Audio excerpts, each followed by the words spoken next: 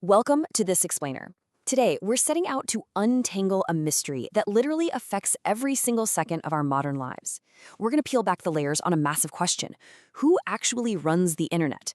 Is it some government, a megacorporation, maybe a secret council?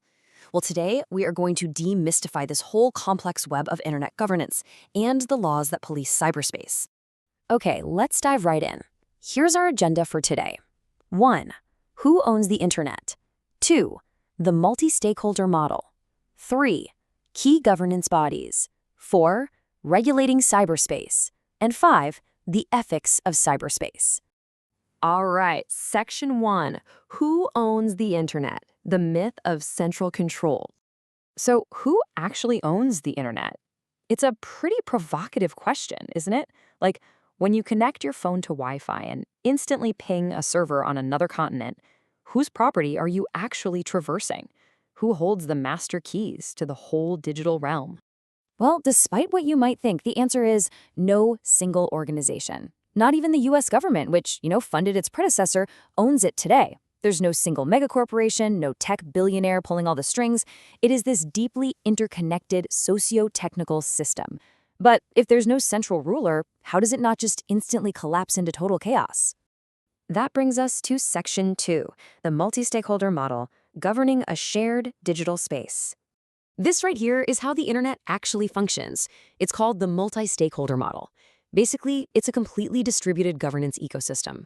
You've got this incredibly diverse mix of participants, technical bodies, governments, private companies, civil society, and users, like you and me. Because the internet isn't just wires and servers, it's a social and economic space. It requires all of these different stakeholders to actually coordinate and share control. Section 3. Key governance bodies. The architects of the internet. Okay, let's decode some of this alphabet soup. These are the foundational builders, and they all have very distinct technical roles. First up, ICANN. They coordinate the unique identifiers of the internet, so domain names and IP addresses. And here's a crazy fun fact. To secure the DNS route, trusted members actually meet up physically in highly secured facilities to generate master cryptographic keys. It's literally like something out of a spy movie. Next is the IETF, the Internet Engineering Task Force. They develop voluntary technical standards, like the actual protocols moving data around. And then we have the W3C, developing open standards for the web specifically, making sure stuff like HTML and CSS actually works for everyone. Continuing down the list, we have bodies focused more on policy, dialogue, and physical connectivity. ISOC, or the Internet Society, promotes the open development of the internet. Then there's the IGF, that's a UN-supported forum where governments, the private sector, and civil society actually sit down and hash out policy dialogue. And the ITU, another UN agency, handles the vital telecommunications and radio frequency spectrums. Now, the key takeaway here, none of these bodies are the boss of the internet. They just all do their specific part to keep the whole ecosystem running smoothly. Section 4. Regulating cyberspace, the lawmakers and frameworks. So here's a really crucial point. Technical controls, things like firewalls, encryption, they are incredibly important. But technical architecture alone literally cannot solve human-driven issues. We're talking cybercrime, privacy abuse, harmful content, cross-border fraud. To actually maintain order, that technical foundation has to be paired with laws and regulations. So how do we actually govern online behavior? Well, it happens across 5 descending levels of cyberspace regulation. We're going to peel back the layers here, starting from the absolute global macro level all the way down to the personal level.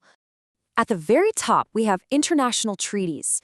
These are entirely focused on cross-border cooperation and evidence sharing. A prime example is the Budapest Convention on Cybercrime. The goal there is to harmonize cybercrime investigations internationally. Then, taking a step down, we have regional law. This creates common, unified rules across multiple countries at once. The EU's GDPR for data privacy, and the NIS2 directive for critical sector cybersecurity. Those are perfect examples of regional mandates binding multiple nations to a shared standard. Next, it's really helpful to contrast voluntary technical governance with strict national law. So while a body like the W3C relies on voluntary open standards to keep the web functioning globally, national law is strictly jurisdiction specific. It dictates the actual offenses, rights, and penalties within a specific country's borders. For example, India's Digital Personal Data Protection Act of 2023 provides a binding legal framework for processing personal data right there within its jurisdiction.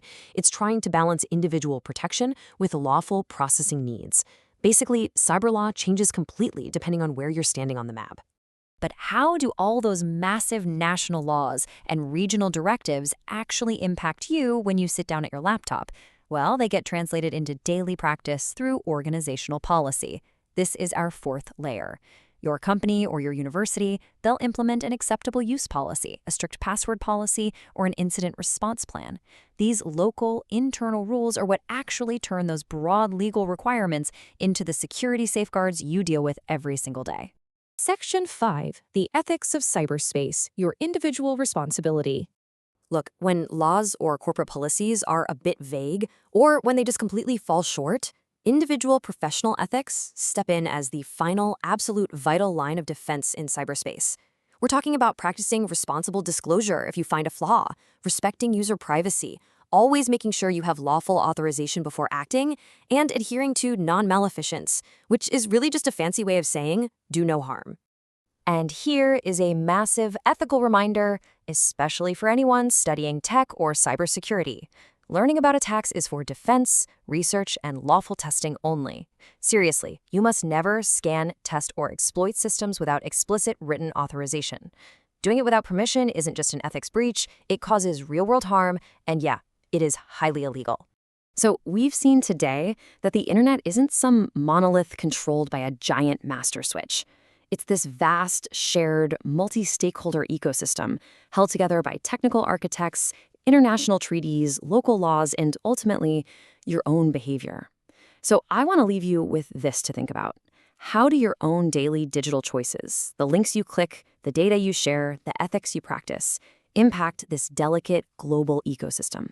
Thanks so much for joining me for this explainer. I hope it sparked your curiosity to go out and learn even more.